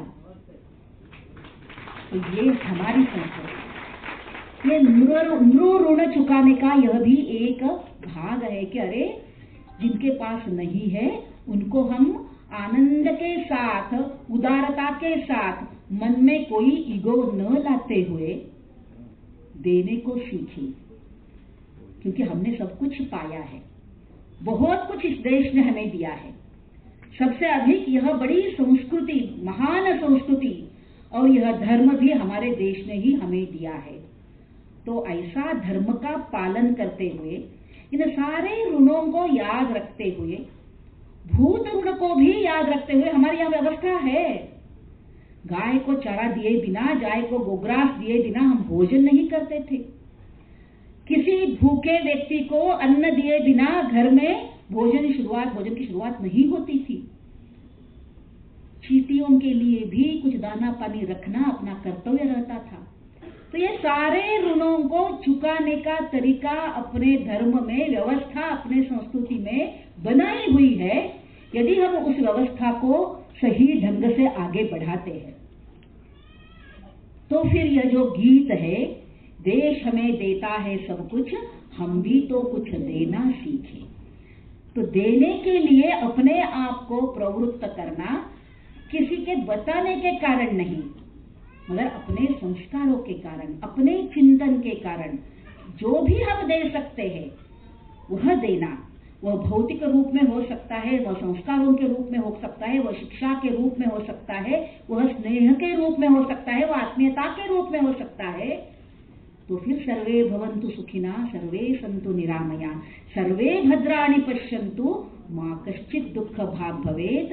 यह जो हमारी प्रार्थना है वह प्रार्थना सार्थक हो जाएगी।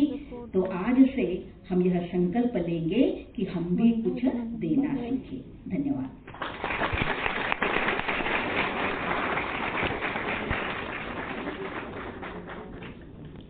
बहुत ही सुंदर, मार्मिकता, ओजस्विता से भरा हुआ उद्बोधन हमारी अलका ताई जी के द्वारा। कैसे उन्होंने बड़ी आसानी से बता दिया हम कैसे अपने कर्तव्यों का पालन करके, अपने संस्कारों का पालन करके अपने देश और समाज के लिए कुछ कर सके और हम सार्थक करें उन्हीं लाइनों को, देश हमें देता है सब कुछ, हम भी तो कुछ देना सीखें। अब मैं आज के इस कार्यक्रम के आभार हेतु आमंत्रित करती हूँ हमारी सुश्री भारती कुशवाहा जी।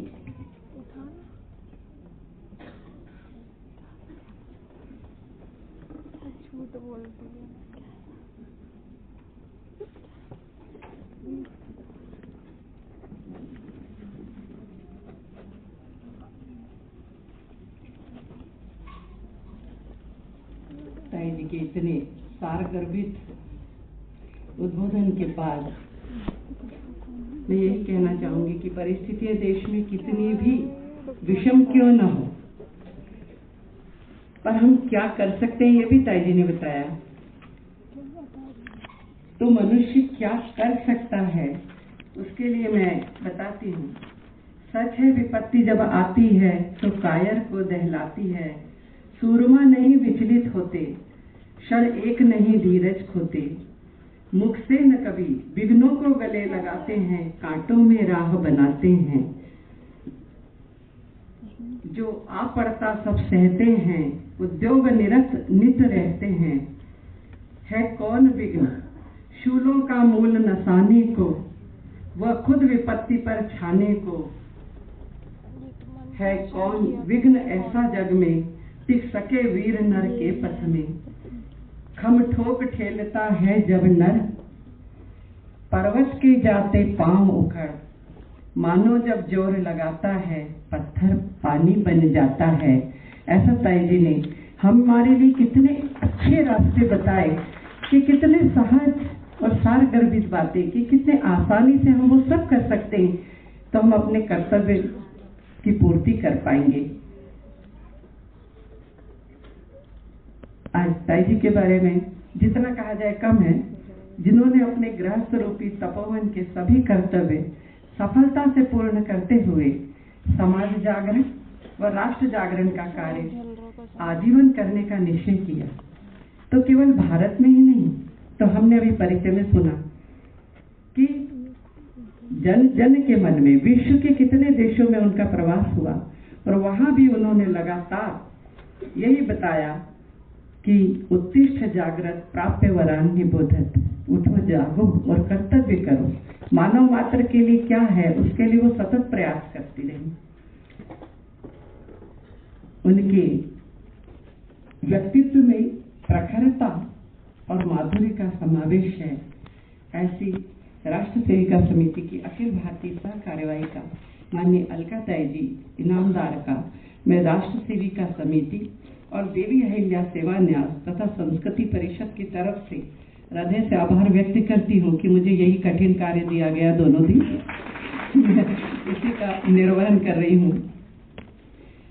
आज हमारे बीच में श्रम विभाग और बिजली विभाग के बहुत महत्वपूर्ण दायित्व का निर्वहन करने वाली माननीय रश्मि सिंह जी, जो बिजली विभाग में एमडी के पद को सुशोभित करती हैं, वो हमारे बीच में उपस्थित हैं। उनका सानिध्य हमें मिला, जो बहुत व्यस्ततम जीवन है उनका भी। हमारे यहाँ थोड़ी देर यदि लाइट चली जाती है, बिजली चली जाती है, हम कैसे हो जाते हैं, फट से हम जोन पे फोन करते हैं, ऑफिस से फोन करते हैं, अंधेरा हो जाता है, जैसे जीवन उसके बिना है ही नहीं। पर इतने बड़े विभाग का एमडी का पद संभालते हुए आज उन्होंने, और बड़ी सफलता से निर्वहन कर रही हैं क्योंकि बड़ी लोकप्रिय हैं वो। मैं उनका भी हृदय से संगठन की तरफ से आभार व्यक्त करती हूँ। डॉक्टर हेमलता सोलिया जी का हृदय से आभार प्रकट करती हूँ। उनके परिचय में भी कहा गया कि स्त्री रोग विशेषज्ञ हैं और कितने अस्पतालों में आप सेवाएं दे रही हैं। यानी स्वस्थ शरीर में स्वस्थ मन का निवास होता है उस माध्यम से, क्योंकि एक डॉक्टर को शरीर के साथ मन का भी इलाज करना होता है। आप उस क्षेत्र में बहुत ही सफल हैं। आप कितने व्यस्त होंगे ये हम सब जानते हैं, पर आपने इतने व्यस्त समय से समय निकाला, उसके लिए मैं राष्ट्रीय विकास समिति, देवी अहिल्या सेवा न्यास और संस्कृति परिषद की तरफ से आपका हृदय से आभार व्यक्त करती हूँ। और कहा जाता है कि श्रेष्ठ नागरिक वही होता है जो अच्छा वक्ता, मतलब ये दो गुण भी होते हैं मनुष्य में, होना चाहिए कि श्रेष्ठ वक्ता बनना बहुत आसान हो सकता है, पर वो वक्ता श्रेष्ठ है जो वक्ता भी हो और श्रोता भी हो। आप सबका हृदय से आभार कि आपने इतने धैर्य से, इतनी लगन से इस कार्यक्रम को इतनी देर तक एकाग्र मन से सुना। आप सब प्रबुद्ध जनों का हृदय से आभार व्यक्त करती हूँ।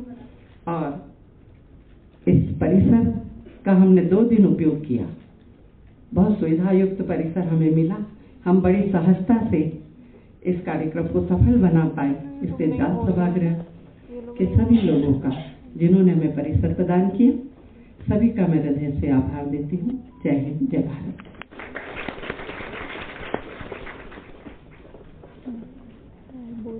बहुत बहुत धन्यवाद दीदी। आज के इस कार्यक्रम को हम वंदे मातरम गीत से समाप्त करेंगे। वंदे मातरम गीत से सभी अपने स्थान पर खड़े हो जाएं। उसके पूर्व एक सूचना देना चाहती हूँ। बाहर राष्ट्र सेविका समिति की बहनों के हस्त निर्मित वस्त्रों का स्टॉल लगा है, जिसका आप सभी लाभ लेंगे। वंदे मातरम गीत